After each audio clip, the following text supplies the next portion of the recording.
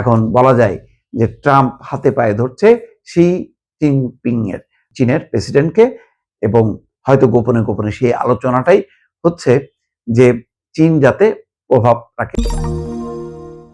তাহলে কি চীনে ডোনাল্ড ট্রাম্পের এবার সফরের মূল উদ্দেশ্য যে ইরান যুদ্ধ থামানোর ব্যাপারে চীন যাতে ভূমিকা গ্রহণ করে, সেটাই কি? তেমনটাই কিন্তু আস্তে আস্তে পত্রপত্রিকায় আসছে, গণমাধ্যমে আসছে, বিশ্লেষণ চলছে যে ট্রাম্প এমনি এমনি আসেনি, এবং চীন হয়তো এই সুযোগে চাইছে যে তাইওয়ানের ব্যাপারে আমেরিকা যাতে আর অগ্রসর না হয়। কারণ চীন ভালো করেই জানে যে ট্রাম্পের এই সফরের উদ্দেশ্যটা হলো এটাই যে যে সংঘাত ইরানের সাথে, এই সংঘাত থেকে সম্মানজনকভাবে ট্রাম্প বের হয়ে আসতে চান। কারণ দীর্ঘদিনের যুদ্ধ যুক্তরাষ্ট্রের ভোটাররা ক্লান্ত হচ্ছেন, বিরক্ত হচ্ছেন, জনমত আস্তে আস্তে বিপক্ষে চলে যাচ্ছে। দেশের ভেতরে মধ্যবর্তী নির্বাচন সামনে, সাধারণ মানুষ আর নতুন করে যুদ্ধের বোঝা বহন করতে রাজি না। প্রতিরক্ষা শিল্প লাভবান হচ্ছে, কিন্তু সাধারণ মানুষের জীবনে তার কোনো প্রভাব পড়ছে না। তাই ট্রাম্পের এখন দরকার এমন একটা বার্তা, তিনি শুধু যুদ্ধ শুরু করেন না, শেষও করতে পারেন, এমনটাই প্রতিবেদনে আসছে যে সে এক সম্মানের সাথে বের হয়ে আসতে চায়, কিন্তু ইরান ঘুরে ফিরে কিন্তু বের হতে দিচ্ছে না এবং ঝুলায় রাখছে। ইরানও জানে যে এই যত লম্বা সময় হবে ট্রাম্পের জনপ্রিয়তাটা কমতে থাকবে, ট্রাম্প বিরক্ত হবে, বিপাকে পড়বে, এবং আসল যুদ্ধে যে জয়ী হবে সেই জয়টা অধরা হয়ে থাকবে।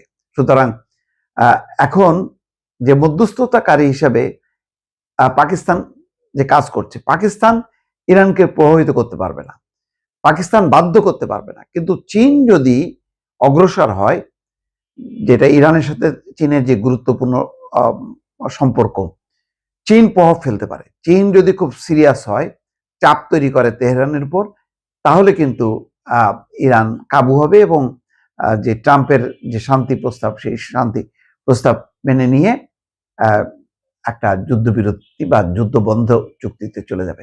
তখন ট্রাম্প বলতে পারবে যে সে এই যুদ্ধে জয়ী হয়েছে। সেই কারণে এখন চীনকে সে অনেক বাণিজ্য সুবিধা দেবে, তাইওয়ানের ব্যাপারে বলবে যে না ঠিক আছে, তাইওয়ানের ব্যাপারে তার সমস্ত সাহায্য সহযোগিতা সেগুলি স্থগিত, কোন একটা কমিটমেন্ট দিলে চীন হয়তো মাঠে নামতে পারে। চীনকে আসলে এই ইরান যুদ্ধে মধ্যস্থতা করে ট্রাম্প চাইছে যে তাকে রক্ষা করার জন্য, কারণ আস্তে আস্তে দিন যত প্রলম্বিত হচ্ছে ততই কিন্তু ট্রাম্প গর্তের মধ্যে যাচ্ছে। এখন গর্ত থেকে বাঁচানোর জন্য এখন বলা যায় যে ট্রাম্প হাতে পায়ে ধরছে শি জিনপিং এর, চীনের প্রেসিডেন্টকে, এবং হয়তো গোপনে গোপনে সেই আলোচনাটাই হচ্ছে যে চীন যাতে প্রভাব রাখে, অর্থাৎ ইসলামাবাদ না, ইসলামাবাদের বৈঠকের জায়গা হইতে পারে, কিন্তু আসল রাজি করানোর বিষয়টা ট্রাম্প চাইছে যে চীন এই ক্ষেত্রে ভূমিকা পালন করুক। দেখা যাক, গণমাধ্যমে নিশ্চয়ই আরো খবরাখবর বের হবে এই বিষয়ে।